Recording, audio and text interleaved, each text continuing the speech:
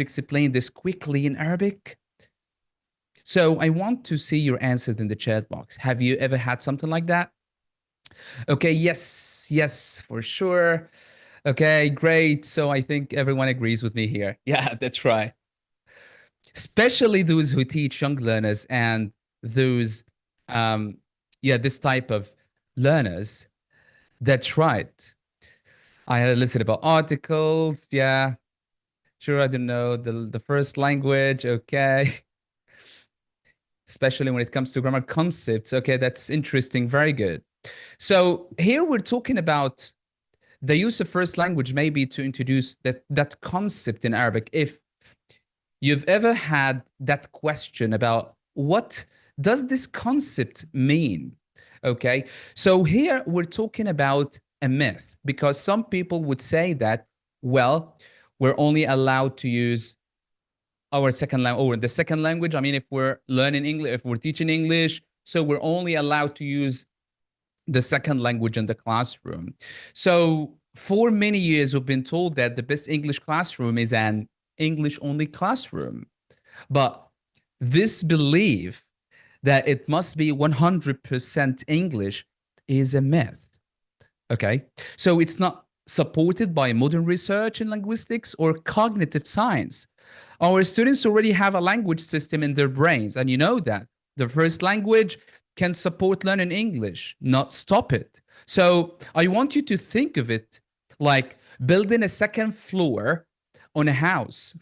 Would you destroy the first floor before starting? Of course not, right? So we build on what's already strong. So instead of saying only English, we should say use the right language at the right time. It's not about purity, it's about the purpose. And again, let's do some kind of a quick scale test in the chat box.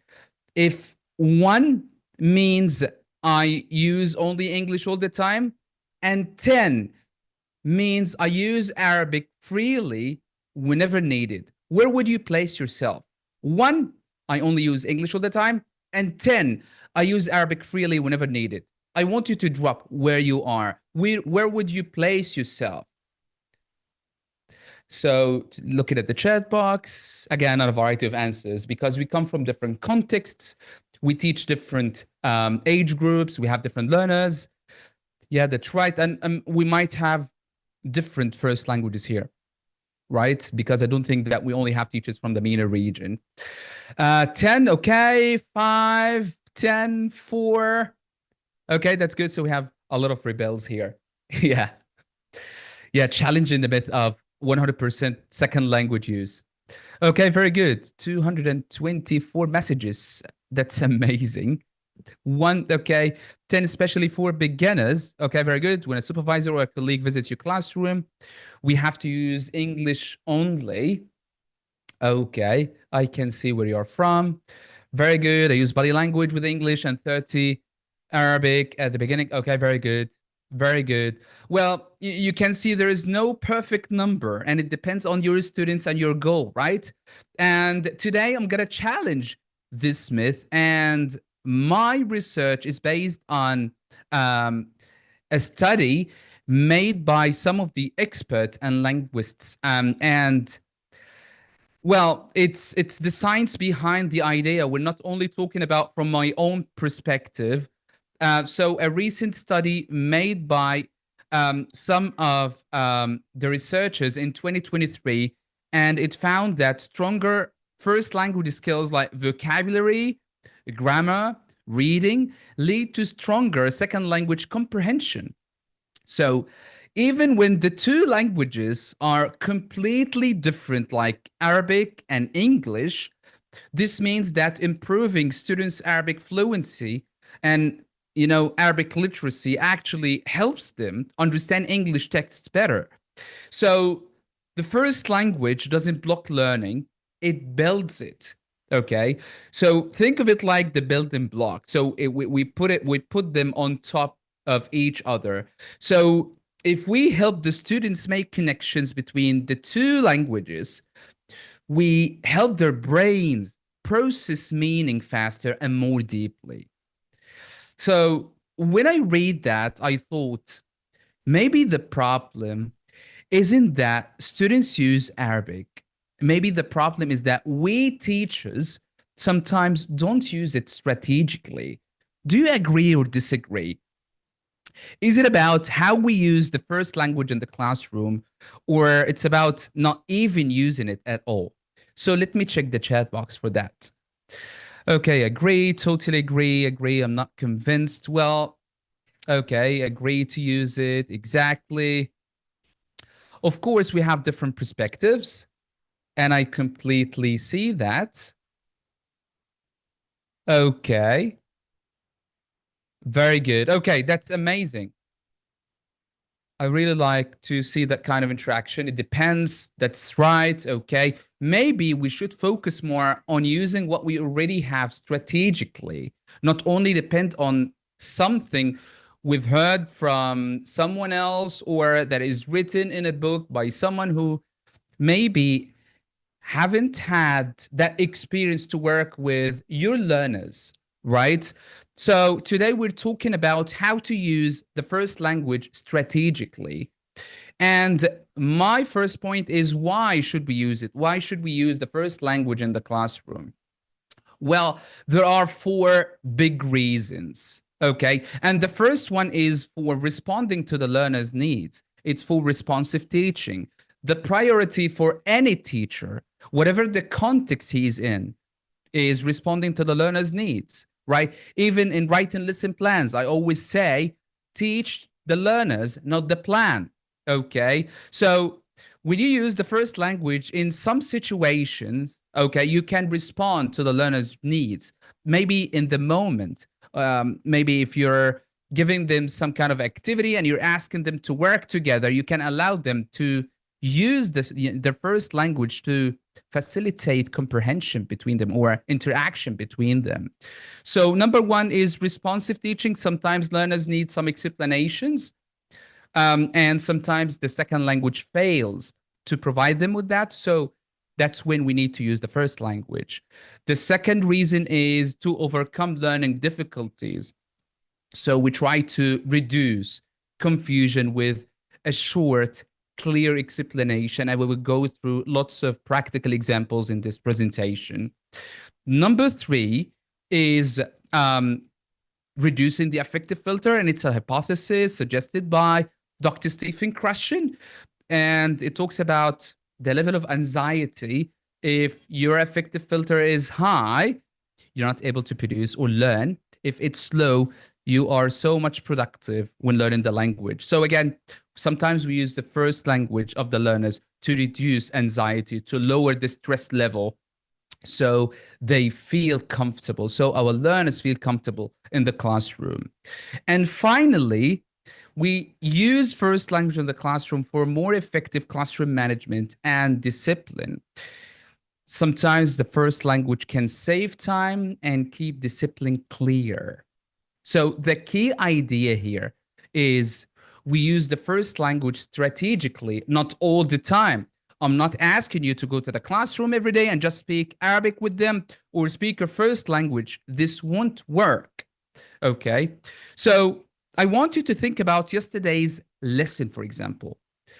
Was there one moment when a short Arabic phrase could have saved you 5 minutes of confusion?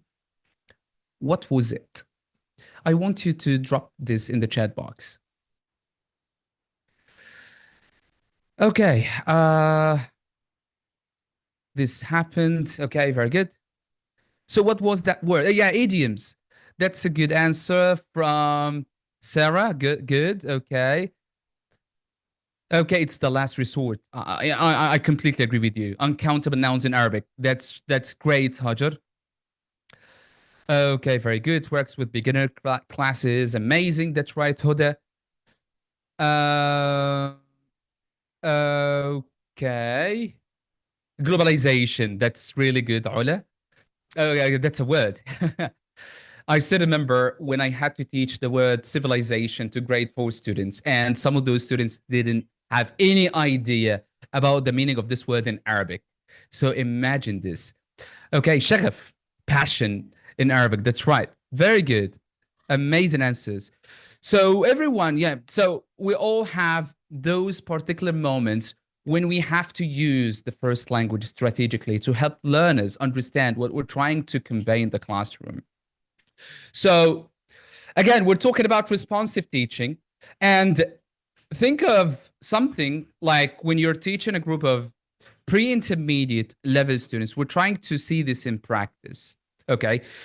And I want you to imagine that you're teaching modal verbs like must, should, and may in English. So in English, we explain must means obligation, should means advice, may means probability. But if you just add one Arabic word for each, I mean like must, obligation, 90% to 100%, ilzam, okay, and should is somewhere between 70% to 90%, which is used for giving advice. It means nasiha, okay, so it means yagib, and must might have the same meaning, okay, but of course it depends on the context, but it doesn't give the same use, right? It doesn't serve the same use, and it means أنت ملزم بأن or يجب أن. And may is used for الاحتمالية or probability, and it's somewhere between 40% to 60%, and it means ربما. Maybe just using these words in Arabic would help the learners grasp the meaning in no time. So it saves your time, it saves your teacher talking time, right? It makes you not forced to use English a lot in the classroom without, getting into, much explanation or a lot of explanations to the learners. So it saves your time, right? So you can use the first language, you can focus on using these words, not guessing their meaning. If your learners are really struggling with them, I know that we go through lots of things first. Maybe we use like a scale to tell them. We use context. We use real life examples. I know all of that, but sometimes all of that fail to deliver the meaning. And this is when we just need some kind of backup, right?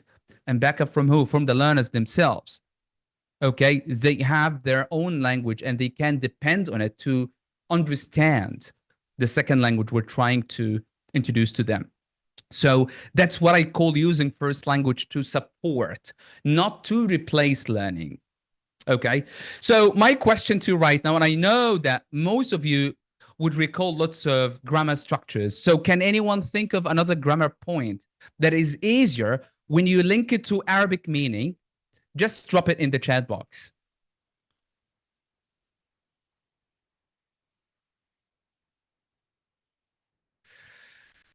Okay, conditionals. ليس كذلك. Yeah, that's in Arabic. So we were talking about tag questions, right? Gerunds. Yeah, reported speech, personification, relative clause. Right? That's right. Tenses, especially perfect tenses, right? And this leads us to the next point in my presentation.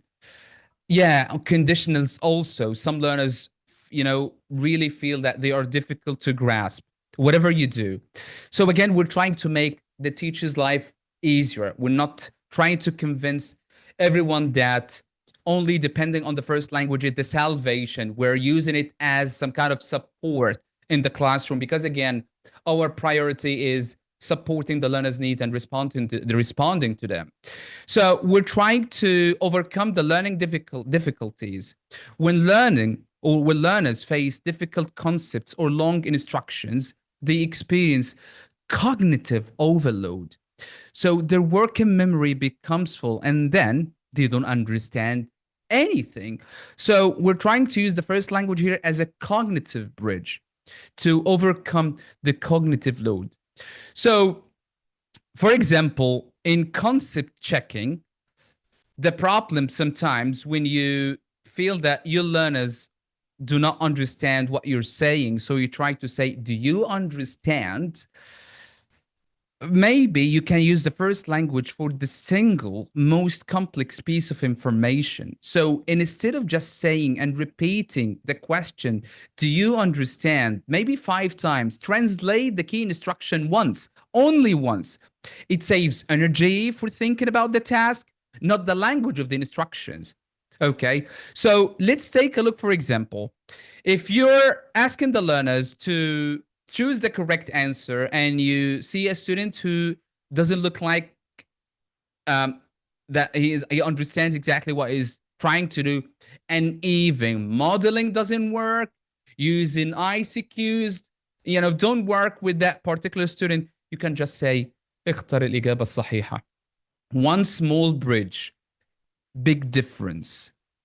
Okay, so it leads to it leads to relaxation, a feel of comfort in the classroom. And if you also look at another example, maybe like, what is the main task we have to do when you ask the learners? Well, you give clear instructions, you grade your language, use simple language with your learners, and then you feel like when a student is struggling and he's thinking about the start of the universe, he's not focusing on the task itself, even if you already modeled the task. You ask instruction checking questions, you use the clear language, and then the learner doesn't know exactly what to do. So instead of asking the learner and repeating the question of what is the main task we have to do, you can just say for once, okay, المفروض نعمل ايه؟ Okay, ما المهمة الرئيسية التي علينا القيام بها. And then you feel like, that feeling, you see the feeling in the students saying, yes, now I know exactly what to do, right? Again, guys, we're trying to respond to the learner's needs. We're not trying to overload them cognitively. We're not trying to convince them by force that only depending on the second language we're learning will work. Think of, us as an example. We teachers are learners, right? How did we learn the language? We related what we learn in the second language with what we already know in our first language, right? So there is a factor, a supporting factor, which is our first language. Think of your learners the same way. Okay, so again, we're trying to overcome learning difficulties. When you're teaching the learners some vocabulary, I'm not gonna get into this in detail because you will have an amazing session tomorrow with another colleague about vocabulary and the use of first language. Sometimes we need to clarify abstract nouns.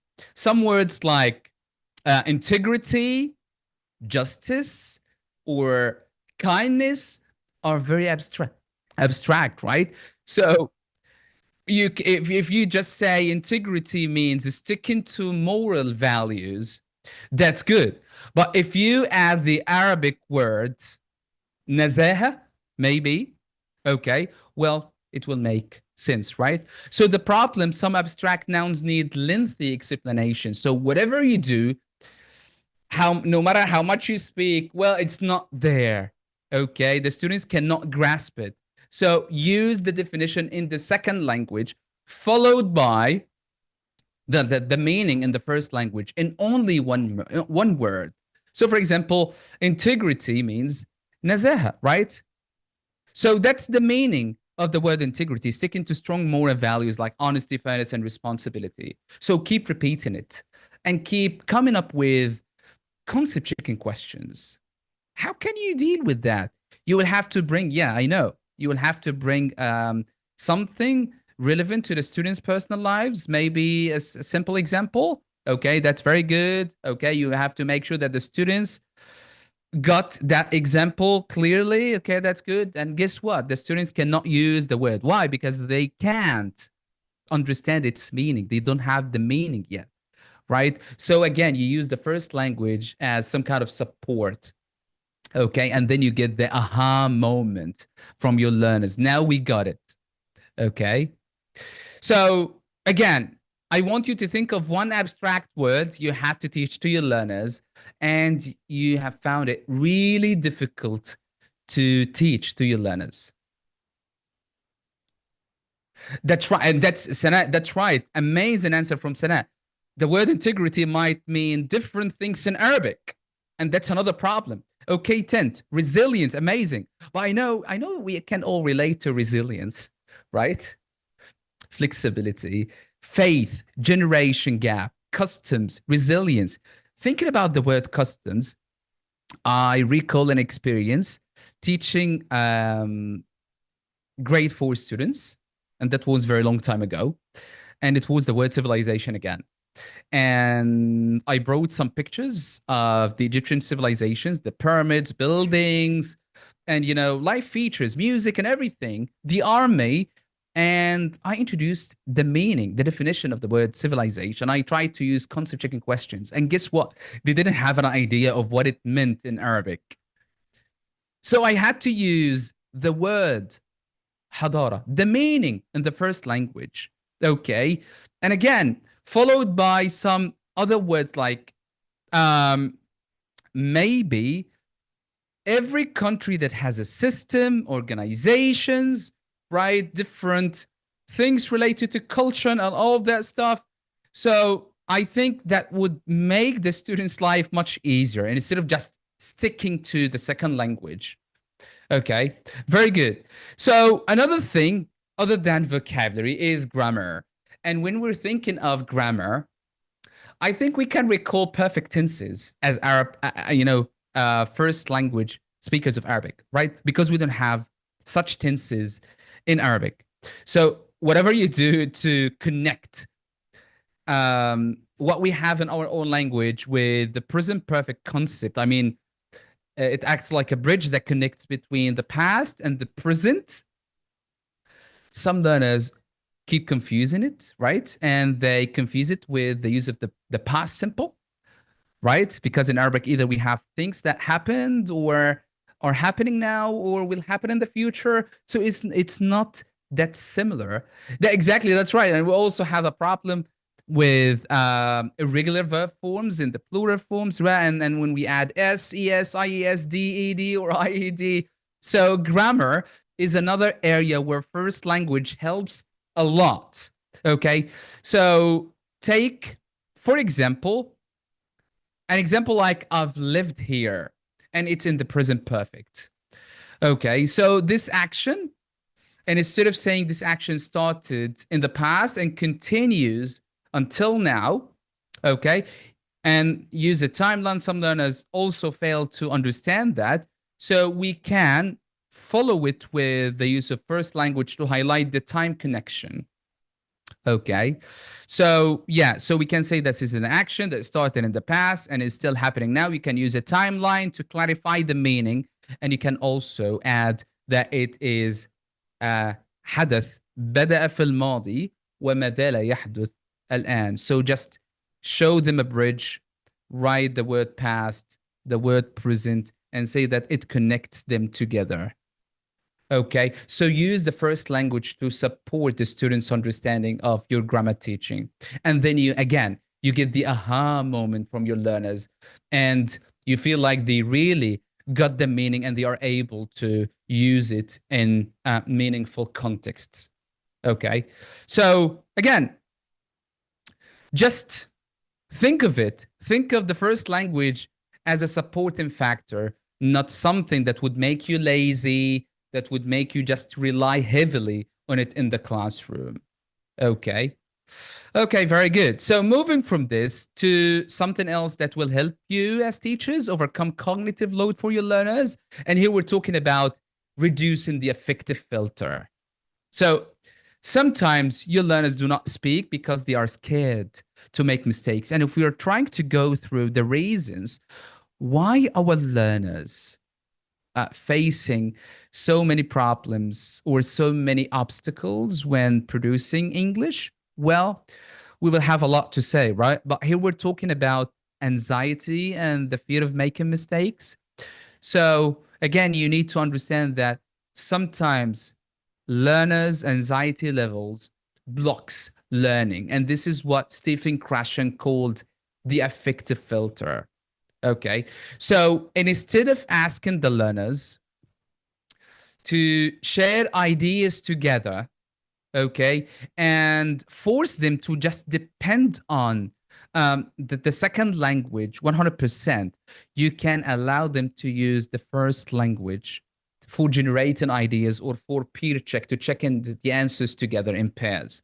Okay, so allowing them to brainstorm ideas or check with a partner in Arabic lowers this filter because they gain confidence. Now they have ideas so that they can share them and they can work more efficiently to produce the language in the production stages. So when you speak or write in English, okay, make sure that or ask your learners to maybe they can think in Arabic, give them that maybe freedom to use it if they are dealing with or they're communicating with their learners when they are working in pairs or in groups, okay, and then they can get confidence when they speak, okay.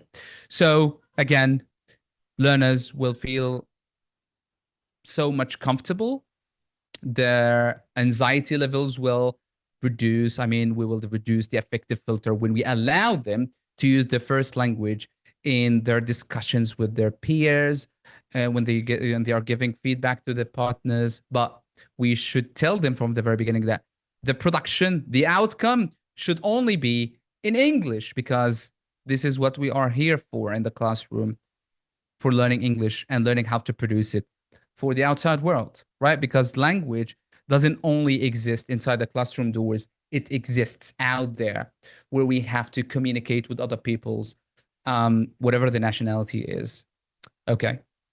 Okay, very good. So moving from this to another important aspect, a lot of people are facing so many problems in dealing with classroom management and maintaining discipline in the classroom, especially if the learner's level of English is not that good. Okay. So when a behavioral issue happens, try using English sometimes doesn't carry the right way. So if you keep telling the learner, for example, okay, you have to raise your hand before speaking. You cannot keep speaking with your partners while I'm speaking and introducing something new to you. This can't happen, and you keep reminding them of the rule. And guess what? The learner is having so much hard time understanding what you're saying. This is when we have to use the first language in order to make the situation much easier. Okay. So again, the solution when a behavioral issue happens is to use first language strictly to remind them with the rules and maintain authority. And I'm going to give you an example. Well, if a student is playing with something that might hurt them, maybe in the classroom, you can just say attention, there's danger, and say انتبه, خلي بالك, خطأ, or that's wrong. Okay. And again, the students will get the meaning and they might say they are sorry and they won't repeat it. Okay. So again, sometimes being gentle and saying stop it might sound too gentle, but if we speak to the students strictly in the first language, that would have much more impact on the learners. So again, we're not talking about exploding yourself. We're talking about clarity, being clear. We're not talking about making you angry. Okay. So using the first language works faster because it carries emotional meaning. Okay. And of course, do not overuse it. We don't want to sound like strict parents all the time. So have you ever had to use first language in maintaining discipline in the classroom? I just want to make sure that everyone is on the same page in the chat box. And of course, we will have so much time to answer your questions. Sure, yes, sometimes. Exactly, yes, I did. Very good. I think that's very good that we are on the same page. So to sum things up, because I think that I'm running out of time, we can use the first language, okay, or for efficacy or efficiency, okay, we use the first language intentionally to make sure that the meaning is there, because meaning becomes clearer and faster. Okay. We also have to use the first language for teacher empowerment. And here we're talking about how the teacher responds to the learner's needs. We're talking about responding to real classroom needs. Okay. And if you're not responding to the learner's needs, if you're just sticking to your own beliefs, you have to reconsider that. Okay. Again, we're talking about inclusion. No one is left behind. More inclusion because weaker students can still follow and participate when you use the first language. So remember, the first language is not the problem. It is the partner. Okay. So I want to ask you a question. If your students could hear this, what message would you want them to know about how and why you use Arabic in class? Should we depend or rely heavily on it, or just to support our understanding, to support the learning process? What do you think? I'm also looking at the chat box. Yes, support, enhance understanding. That's right. Amazing answer. Okay, facilitate comprehension. That's right. Amazing. Yeah, that's right. The names are running. The chat box is going crazy again. To facilitate, to support. Amazing answer. To personalize. That's right. Not to forget. To not cognitively overload the learners. That's right. So this is when to use the first language. What about when not to use the first language? Because there are some situations where we're not allowed to use the first language. So do not use the first language for the output or practice, like in speaking or writing activities. That's when the students really need to think in English. Okay, so it's not allowed. Again, as I said before, the students can use the first language to brainstorm ideas together, but in really speaking and when producing the language, they should only use the second language. Okay.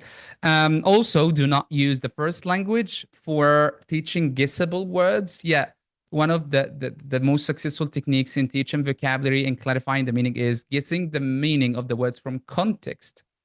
Okay, so if the word is guessable, do whatever it takes to make it clearer for the learners, but do not use the first language because you will make your learners much lazier, right? Again, we're trying to develop learner autonomy, not to spoon feed the learners. Number 3 is do not use the first language as a teacher crutch. I mean, don't use it as a habit. Don't make it a habit. If the students can guess the meaning or discover it through context, let them. Okay. So that's part of learning too. Again, the key word is balance.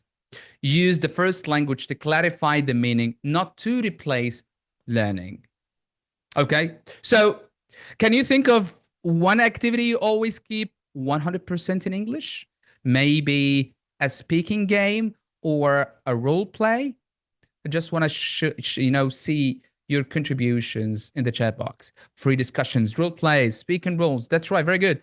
Mona Farouk is saying, oh, discussions, conversation activities. Great. Writing, dialogues. Okay, very good. Two truth and a lie for icebreakers. Amazing. Then speaking practice too. Very good. Amazing answers. Writing, speaking activities, dialogues. Again, amazing ideas from everyone. Okay, that's really good. So, as some kind of reflection and like as an exit ticket, I want you to type in the chat box before we finish. Take 30 seconds and think about these two sentences. I'll use first language for. I won't use it for. And I want to see your answer in the chat box. This helps you define your personal classroom policy, not based on rules, but on your learners' needs. So looking at the chat box again, I'm sure there are a lot of wonderful ideas here and on Facebook at the same time. For abstract words, okay, amazing answer from Hassan Hussein, speaking and listening. Okay, very good. Ghizlan, okay. For simplifying idiomatic expressions, will not use it for given examples. That's right. Okay, very good. Again, it depends on the context. It depends on your learners. It depends on your responsiveness to your learners' needs. Hani is saying to respond to learners' needs and requirements. Very good. Hani Fi is saying I use it for scaffolding. That's amazing. Again, building on what the learners already know to support learning. Yasmin is saying not for the outcome. That's right. Samir is saying to facilitate Layla Ayash is saying, I will use it. For what? Just share your perspective. Wiam is saying, yeah, that's a familiar name. I will use it. Okay, very good. That's really good to know. Okay, again, use it strategically. Okay, use efficiency, not used for language output. Very good, amazing. That's right. I think my time is about to run up. So we've gone through a lot of things today. We're talking about using the first language strategically in the classroom. Okay. So again, my final thoughts would be that use the first language as a bridge, not as a shortcut. I mean, using Arabic doesn't mean you're teaching less English. It means you're teaching English better. Also, clarity is more valuable than purity, and this means that we are not just teaching words, we are teaching meaning. And sometimes the fastest way to meaning is through the learner's own language. Well, Okay. thank you Yeah. so much, Mohammed. That was like the chat is going well. The questions are also going well. So thank you so much. But we have a Always a lot pleasure. of questions. We have a lot Yeah. of questions. So are you ready for some questions? Yeah, sure, sure. Again, it's something that is really challenging to talk about, and it will bring a lot of arguments, especially in the MENA region. Okay, so I just want to end this with that intentionality is everything. Trust your own intentions. Trust that the best thing that you have to do in the classroom is to respond to your learners' needs. So just listen to the learners' needs, okay, understand them and respond to these needs.